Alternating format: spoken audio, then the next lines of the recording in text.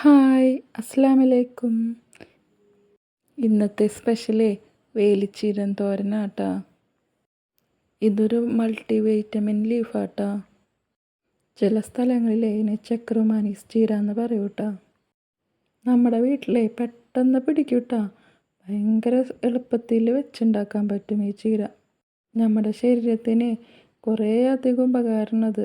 രക്തം വെക്കാനും സ്കിന്നിനും കണ്ണിനും മുടിക്കും ഒക്കെ നല്ല ഗുണമുള്ള ചീര ഉണ്ടത്.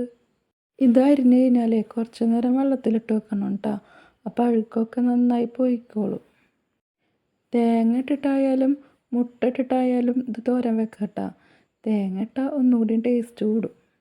ഞാൻ പച്ചമുളകും മുളകും പൊടി ഇടുന്നുണ്ട് കേട്ടോ. രണ്ടും ഇടാത്തവർക്ക് ഏതെങ്കിലും ഒന്ന് സ്കിപ്പ് ചെയ്യാട്ടാ.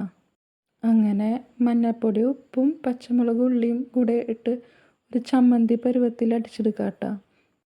എന്നിട്ടേ വെളിച്ചെണ്ണ അല്ലെങ്കിൽ ഓയിലെടുക്കുക. ഞാൻ വെളിച്ചെണ്ണ എടുത്തേക്കണേ. അതിൽ കടുക് പൊട്ടിച്ചിട്ട് ഇല ഇട്ട് കൊടുക്കാട്ടോ. ഇല ഇട്ടിട്ട് നന്നായി ഒന്ന് വാട്ടിക്കൊടുക്കാട്ടോ.